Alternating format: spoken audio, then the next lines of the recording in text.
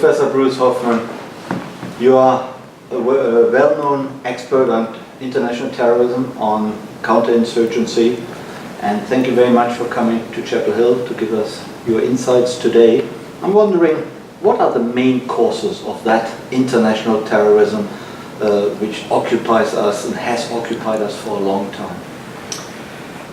As bin Laden and others of our enemies themselves have defined it, they see this as fundamentally a clash of civilizations where they have to actively and forcibly resist what they see as Western encroachment on their societies, on their countries, what they regard as economic exploitation, what they see as the denigration of their religion, and that they see themselves as inherently enmeshed in a defensive struggle. And this is what I believe that they use to justify and legitimize the violence that they create. So Samuel Huntington was right? Well, Samuel Huntington was right in the sense that his words have been borrowed or been exploited by terrorist groups to justify and sustain their own struggle. And this is part of the problem, is that President Bush, Prime Minister Blair, President Obama, and so on have argued very vigorously that this is not a clash of civilizations, that this is not a war on Islam. But unfortunately, the terrorists constantly peddle exactly that argument, I think, to very susceptible and often very impressionable individuals who see that very simplistic formulation as a clarion call to battle, as a reason for them to engage in violence. And all our attempts at counter-messaging or countering the message have not been unsuccessful, but have not been as powerful as that incitement to violence. Mm-hmm. Many reports in the media always suggest that the West is actually to blame itself, that at least it has contributed a lot to the rise of terrorism and to the extreme nature of terrorism which we see right now. Would you agree with that, or how do you see I wouldn't say that it's necessarily a Western phenomena at all. I don't think there's any one cause or generator of terrorism. I think there is a tendency on the part of terrorists to frame their struggles within some broader resistance to superpowers in particular, who they can blame for controlling the world or determining their fate. I mean, this was some of the arguments that were used against both the United States and the Soviet Union during the Cold War. Mm-hmm. I believe that certainly the colonial era accounts for some of the continued violence and unrest in many of the same places, many of the same regions and even countries that resisted colonial rule, that today are enmeshed in instability or in economically dire straits. And there's certainly some accounting from that era, but I just think that the complexity of what gives rise to modern terrorism is economic, it's political, it's nationalistic, it's a question of identity in many cases.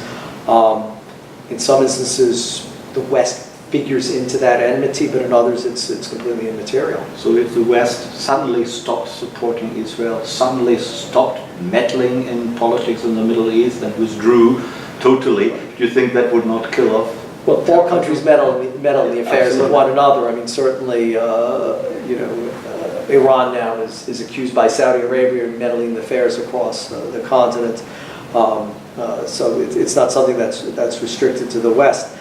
I mean, I think it's also too simplistic to say that all this is because of Israel. And the reason I say that is, in 1998, that was in essence at the height of the Oslo Accords, when I think the promise of peace burned brightest between Israel and the Palestinians. There was unparalleled economic cooperation. There was tremendous security cooperation as well between the Palestine Authority and Israel. It was a time when the borders were not as closed as they are now, and yet that was exactly when Osama bin Laden was blowing up with the U.S. embassies in Nairobi and Dar es Salaam, and roping Israel into his animus against the United States, against the United Nations, against the West. So I think it's wrong to focus on any one fulminate for terrorism. It's always much more complex than that. Mm-hmm. Currently, transatlantic relations are not really in the best state. They're not totally disastrous, I would say, but they have been much better in the past. They're certainly a little strained. Has that had effects on cooperation in counterinsurgency and fighting international terrorism or not? No, absolutely, I think it has. So there was a greater sense of unity and common purpose in the years following the 9/11 attacks, when I think relations generally were far more harmonious and there were fewer divisions. I think today that a lot of the stress and the strains are products, again, of a multiplicity of forces. I mean, there certainly in recent years has been an upturn in the number of domestic terrorist attacks in Europe, or in other words, attacks in European countries by citizens or residents of those own countries that have sharpened frictions, have also, I think, led to an overall state of doubting the conduct of the war on terrorism if these new forms of terrorism from lone wolves are surfacing. But I think only from a common perspective and only by pulling together can we come up with the type of holistic strategy that will, there's no defeat of terrorists, but certainly diminish their power and certainly degrade their capabilities so that our own societies aren't threatened. Yeah. Both in Europe and in the United States there have been calls to constrain immigration, to be careful about immigration because of the terrorist threat. Do you think that is a rather simplistic answer, or is there some justification for looking at immigration, saying, well, many of the immigrants who come either to Europe or to the United States are actually potential terrorists? I mean, I think the point is many. I mean, we can't say that it's zero, and we can't predict the future, and certainly terrorists have tried to embed themselves in refugees, but at the same time, I think what we've seen over the years is it's not necessarily many or even most. I mean, in many cases, it's citizens of those own countries that have engaged in violence. It's not something that is necessarily an immigrant issue. I think for countries like the United States, that was built by immigrants. It's a particularly misleading solution to a rather more difficult security challenge. Thank you. But do you think we do go, Western societies, US, Europe, that we do go over the top in reacting to terrorist attacks, in reacting to really the very unstable situation in the Middle East? Or do you think our response is fairly reasonable?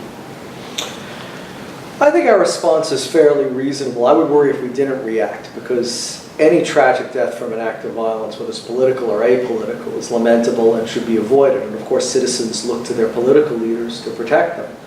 At the same time, I think the question is over-exaggeration of the threat and overreaction to the extent of engaging in activities that actually play into the terrorist script, or the script that the terrorists hope that we will play a role in. In other words, engaging in activities that are counterproductive, that alienate our own citizens, that demonize a segment of our population, and play right into the terrorist narrative of a class of civilization or of societies that they argue are completely homogeneous and will never welcome any outsiders, which I think is inaccurate, but is a very important propaganda point that they attempt to seize on. So we should always calibrate and fashion our reactions, that we don't play into the terrorist narrative, but rather they're our own narrative of our positive virtues and values. So when you compare it to, let's say, car accidents or death from smoking in Western societies, then not that many people actually die because of terrorist acts, is that correct?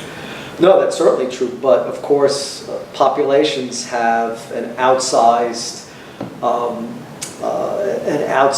impression of what the government should be doing to protect them, and they don't have the same expectations of the government interfering that there's a demand to interfere to stop terrorism that you don't see of a similar demand for governments to intervene to make the road safer or to prevent people from engaging in self-destructive in terms of their health activities.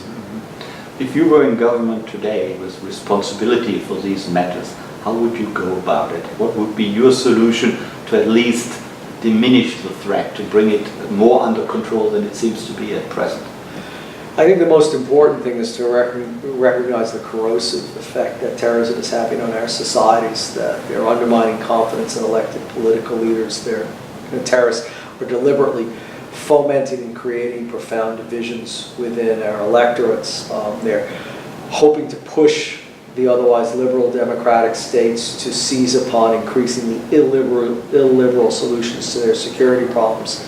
So I think that's the most important message, that we have to counter terrorism and do so effectively and not play into the terrorist's own trap of enmeshing us in this war of attrition that lasts forever, that is ad infinitum. Right, thank you very much. We will pass the message on to the White House. Thank you very much for your insights, and thank you very much, Bruce Hoffman, for coming and visiting Chapel Hill today. You're welcome.